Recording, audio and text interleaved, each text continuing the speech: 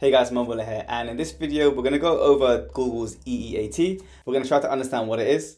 We are going to see if we need to use it, and I'm going to give you my personal advice on how I tackle EEAT, all of my websites, and my client portfolio. Let's get into today's video. So in a nutshell, EEAT stands for expertise, experience, authoritativeness, and trustworthiness. This extra E was added by Google Experience, I think just in December, just gone last year. And Google has confirmed that they go through EEAT for pretty much every single search query that someone has. And then your website is ranked amongst other websites with similar EEATs, and then usually the best will be served at the top of the SERPs. Now EAT, or EEAT as it's now called, it's been around for several years, probably over a decade now to be honest. And it's around for actually a really good reason. And it's actually to make sure people aren't harmed by content and information that's been uploaded to the internet.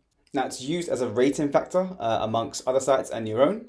And as I mentioned before, they do use it for every single query and every single search result that comes up on Google. A few years ago, it was really just YM, YL, or Your Money, Your Life niches, and that industry that was really the most affected by EAT. And by Your Money, Your Life, I'm talking about financial institutions and financial news. I'm talking about health and medical news, and anything that you would have a direct impact if you got the wrong information for. So instead of me telling you what it is, let's go ahead and head over to Google's actual EAT website and see what they've specifically documented. Now this is Google Search Central, which they use to update all of the information around Google. If you're not subscribed to their blog, then go ahead and do that.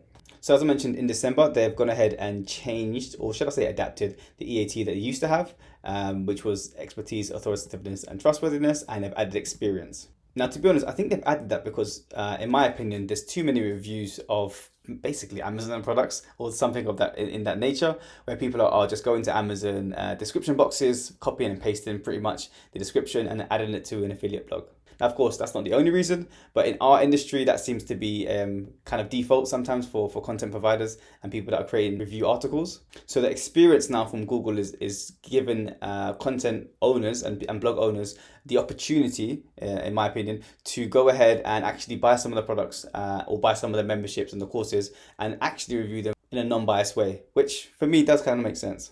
So essentially what they're saying is they are going to increase the score for expertise. So if you show expertise in your review content or across your site, then your site is probably going to go up in the search engines. And those that aren't showing as much experience, it's probably going to go a little bit lower. Now, of course, EEAT isn't the only search ranking factor, but it's very important if you're looking to have a comprehensive plan to rank your blog on the search engines. And I think currently it's probably one of the most under talked about assets that you actually control, and you can actually add to your blog and tick off some of the EEAT checklists, so to speak, to have a bit more control of your website and present it more like a business. So here are 7 ways that I would suggest you take into consideration when you're trying to prove EEAT to Google. And also I'm going to show you some of the things that I do right now to help with EEAT across all of my small portfolio and all of my client sites, so we can try and rank our blogs up higher in Google. That's essentially what we're doing. So number 1 is first of all to create original and helpful content. That should probably be the first thing you think of when you're creating content.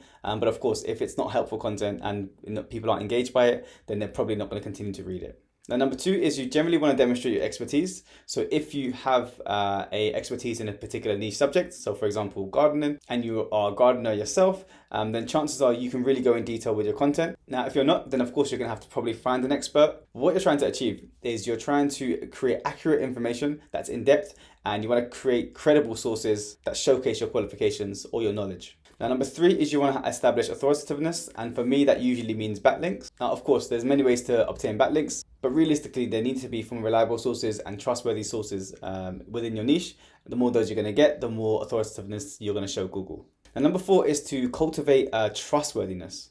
Now, for me, that usually means being trustworthy and reliable within your content. And to do that, you're going to have some type of persona.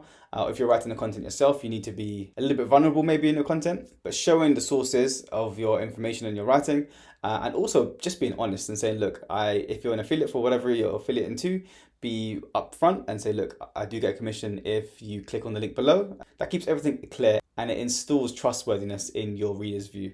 Now, experience, which has just been added to the Google EEAT, is a way for you to show that you first-hand experience in whatever you're talking about. So reviews, testimonials, and real-life experiences should be added to any type of review page. And this will certainly enhance the credibility and how authentic the website is. And also, just from a reader's point of view or a watcher's point of view, they'll see the fact that you actually own the item that they're looking to buy. And that's going to set you apart from hundreds of other competitors who are just using kind of affiliate descriptions and adding those into their blogs. So those are the 5 most important things for EEAT. But here are some actionable tips that I use right now for my small portfolio and my clients' portfolios when I'm trying to increase their EEAT. So first off, you want to definitely have about us pages, contact pages, and descriptions in those pages to show who you are, how to contact you, and that all needs to be real information. Next, you need to have addresses and also phone numbers, preferably ones that actually ring and work. They don't technically have to go to your personal line, but they should at least ring. And an address that is contactable and that's real, so not a fake address. Again, you can probably pick up company addresses that you can use at the bottom of your website, and that will do perfectly. Next, you want to have bio boxes. So any author or authors that you have across your blog, you want to make sure that they have bio boxes underneath every single article.